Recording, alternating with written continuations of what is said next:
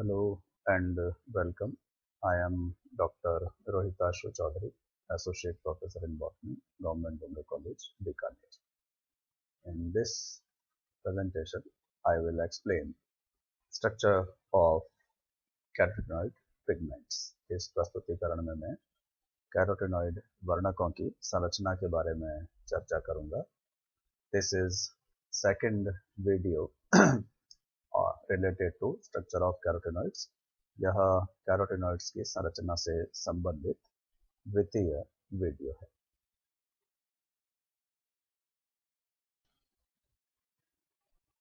In previous video, I have explained general things about carotenoids and explained that lycopene is the basic precursor unit for synthesis of other cyclic और bicyclic carotenes.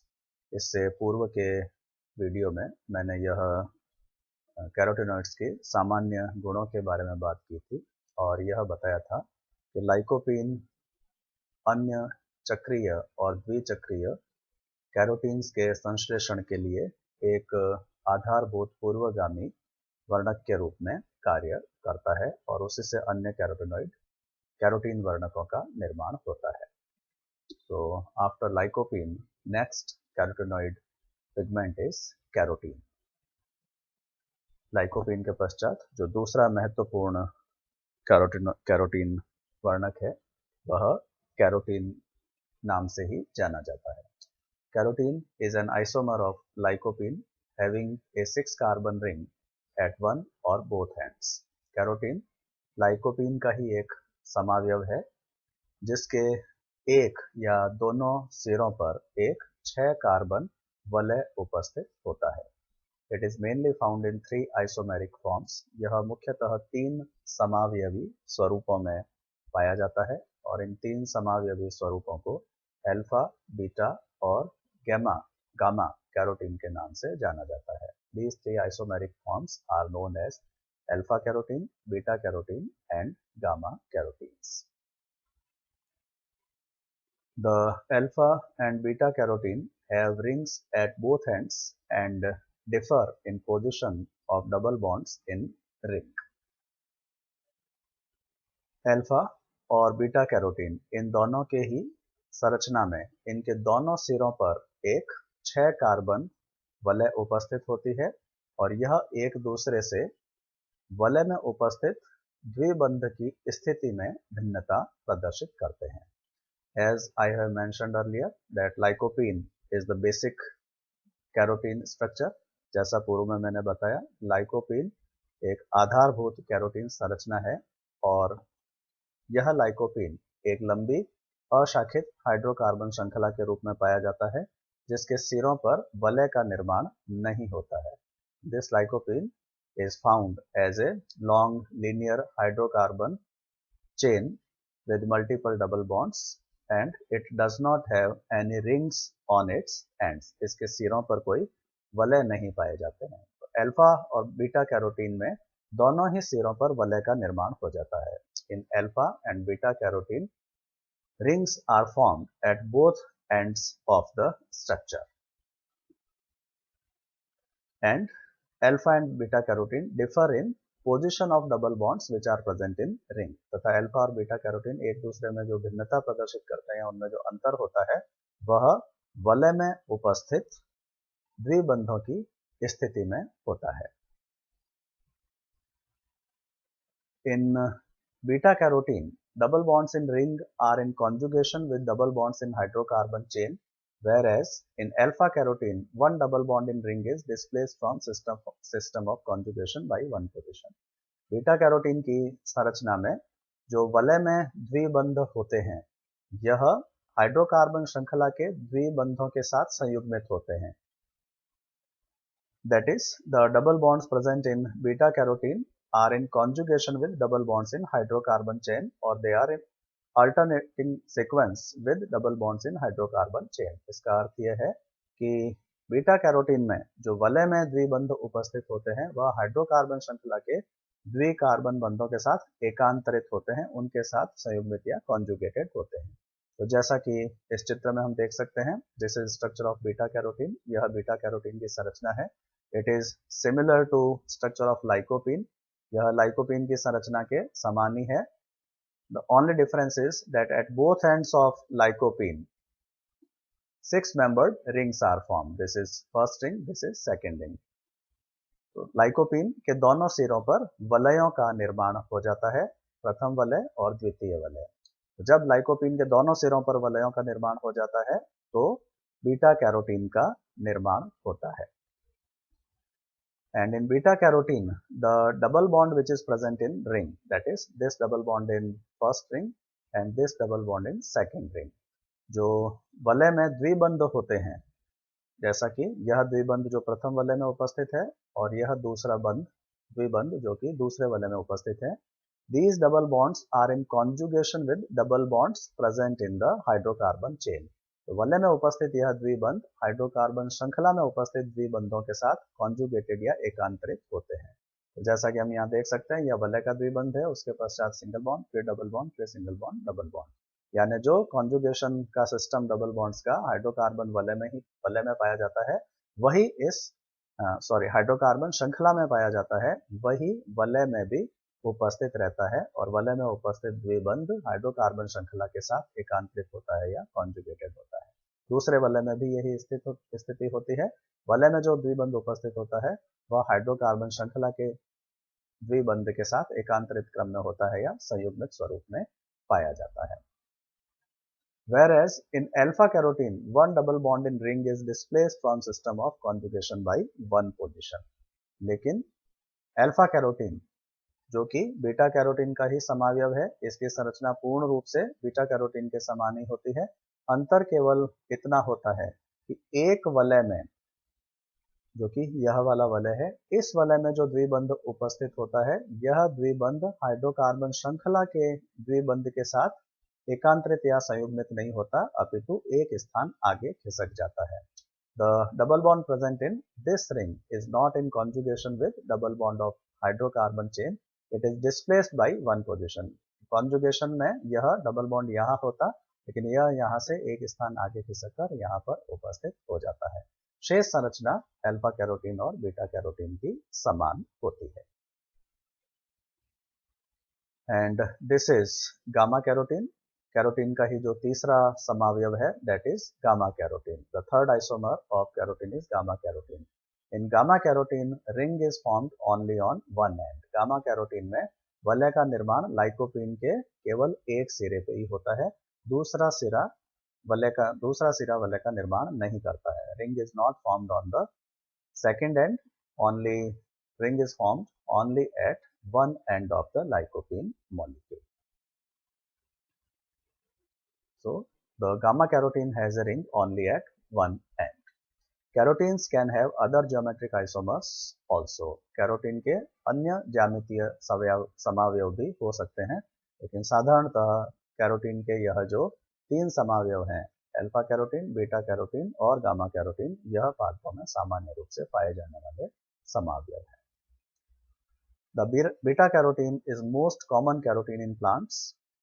Beta carotene पादपों में पाया जाने वाला सबसे सामान्य प्रकार का कैरोटीन है, यानी सबसे अधिक यही कैरोटीन पादपों में पाया जाता है, beta carotene. And gamma carotene is found in appreciable quantity in green sulphur bacteria. Gamma carotene प्रचुर मात्रा में हरित सल्फर जीवाणुओं में पाया जाता है, ग्रीन सल्फर बैक्टीरिया में पाया जाता है। Animals can convert beta carotene into vitamin A. जंतुओं के शरीर में बीटा कैरोटीन को विटामिन ए में परिवर्तित किया जा सकता है। This is the equation by which beta carotene is converted into vitamin A. तो यह वह समीकरण है जो प्रदर्शित करता है कि किस प्रकार से बीटा कैरोटीन का परिवर्तन विटामिन ए में होता है। तो this is also a significance of beta carotene for animals. यह जंतुओं के लिए बीटा कैरोटीन का महत्व है। बीटा कैरोटीन से ही जंतुओं के शरीर में विटामिन ए का निर्माण होता है।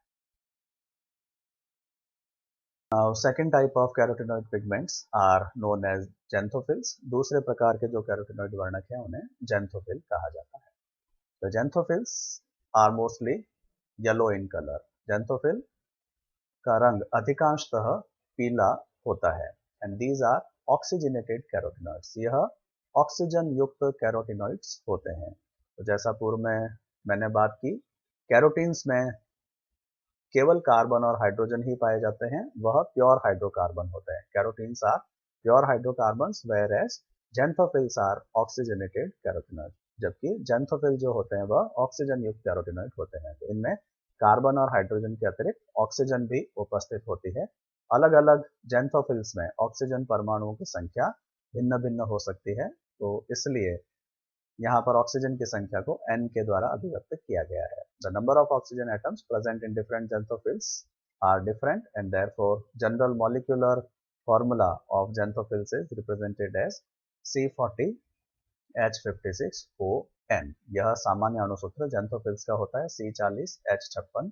तो C40H56 यह कैरोटीन का भी अणुसूत्र है। उसके साथ ऑक्सीजन के भी परमाणु उपस्थित हो सकते हैं, जिनकी संख्या 2, 3, 4, 6 या 8 तक हो सकती है। अतः ऑक्सीजन परमाणुओं की संख्या को n के द्वारा अभिव्यक्त किया जाता है।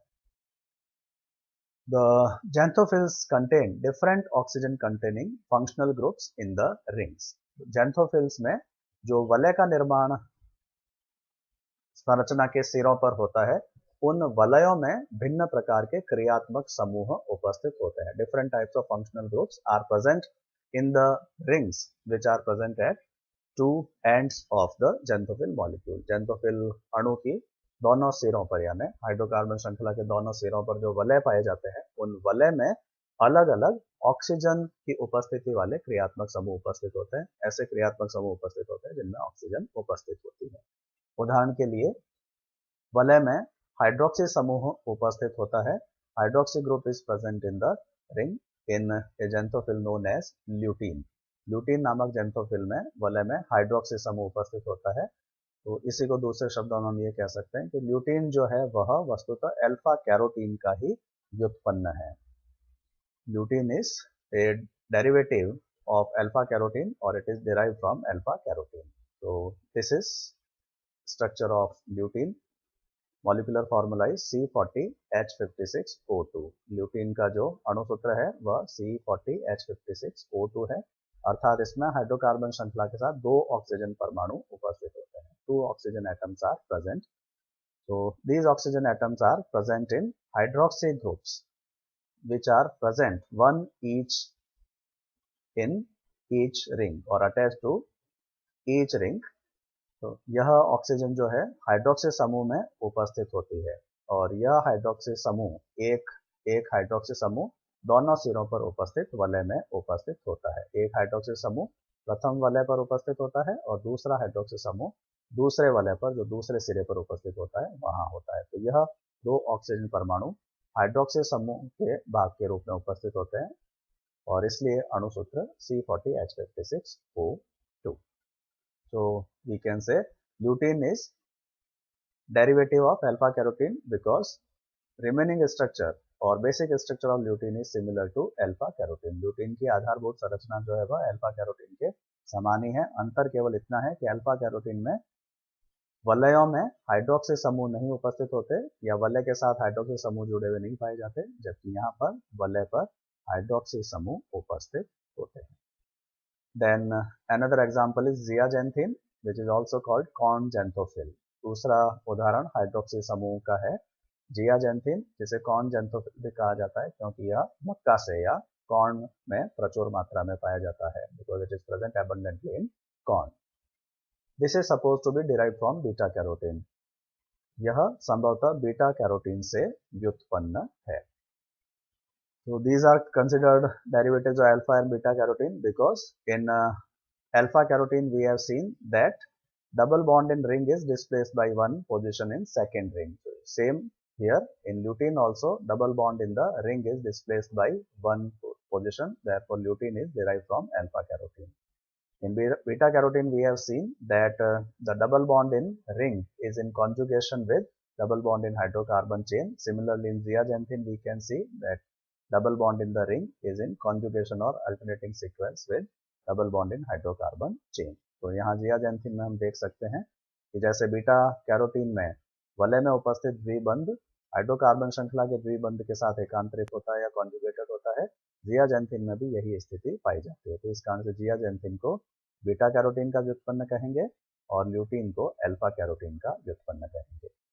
जियाजेंथिन में भी दोनों सिरों पर उपस्थित वलय में एक एक हाइड्रोक्सी समूह उपस्थित होता है और इस प्रकार से इसका अणुसूत्र भी C40H56O2 ही होता है, अर्थात ल्यूटीन और जियाजेंथिन दोनों का अणुसूत्र समान होता है। The molecular formula of lutein and zeaxanthin is similar और same C40H56O2। Other oxygen containing functional group can also be found in xanthophylls. Xanthophylls में अन्य ऐसे क्रियात्मक समूह भी वलयों में उपस्थित होते हैं जिनमें ऑक्सीजन उपस्थित होती है। तो for example epoxy functional group is found in xanthophylls known as violaxanthin, neoxanthin and fucoxanthin. In all these three, the general formula is C40H56O6। इनमें जो सामान्य अणुसूत्र है विशेष रूप से फ्यूकोजेंथिन महत्वपूर्ण है।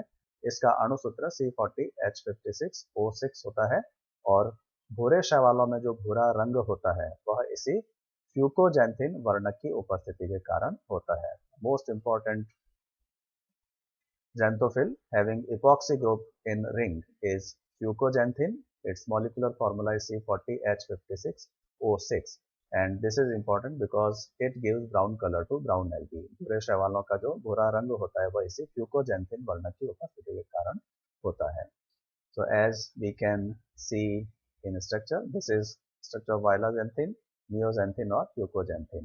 इन सभी में epoxy समूह में ऑक्सीजन उपस्थित होती है। This is epoxy group here. Similarly in neoxanthin, epoxy group is present here. In fucoxanthin also epoxy group is present here. epoxy group से तात्पर्य होता है जब एक ऑक्सीजन परमाणु दो एकल बंधों के द्वारा दो अलग अलग कार्बन परमाणुओं के साथ जुड़ा हुआ पाया जाता है। And in an epoxy functional group, an oxygen atom is connected by two single bonds to two different carbon atoms, so forming a triangular ring. This epoxy group is present in these three xanthophylls: violaxanthin, neoxanthin and fucoxanthin.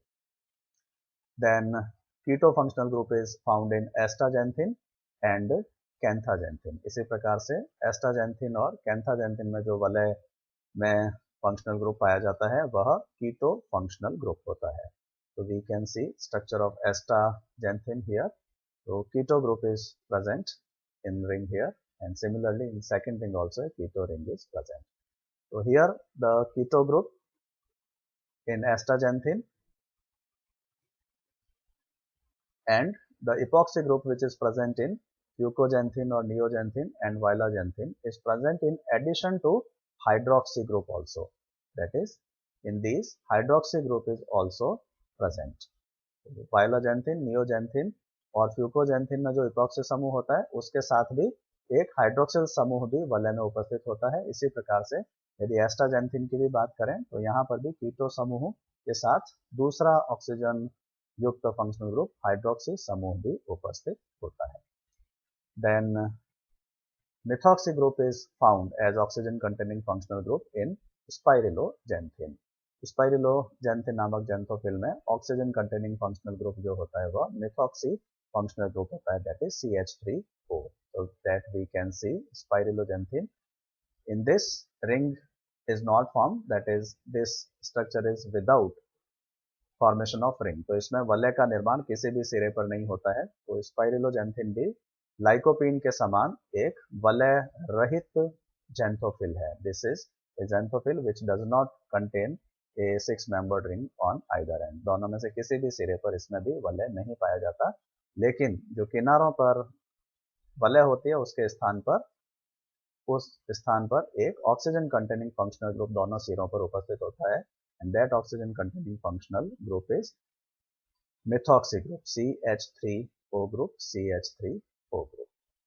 So these are different xanthophylls and different oxygen containing functional groups present in them. तो यह कुछ सामान्य xanthophil और उनमें पाए जाने वाले सामान्य ऑक्सीजन युक्त क्रियात्मक समूह हैं। The presence of oxygen in xanthophylls makes them more polar than carotenes. xanthophyll में ऑक्सीजन की उपस्थिति के कारण यह कैरोटीन की तुलना में अधिक ध्रुवीय प्रकृति प्रदर्शित करते हैं. The xanthophylls are more abundant carotenoids than carotenes in photosynthetic tissues of plants. पादपों में xanthophylls कैरोटीन वर्णकों की तुलना में अधिक बहुलता से पाए जाते हैं. अर्थात पादपों की पर्ण में यदि दोनों की तुलनात्मक मात्रा देखी जाए कैरोटीन्स की और xanthophylls की, तो xanthophylls तुलनात्मक रूप से अधिक मात्रा में पाए जाते हैं. कैरोटीन्स की मात्रा xanthophylls की तुलना में तुलनात्मक रूप से कम होती है पादपों के प्रकाश संश्लेषी ऊतकों में या संरचनाओं में. Most abundant leaf xanthophylls is yellow coloured lutein.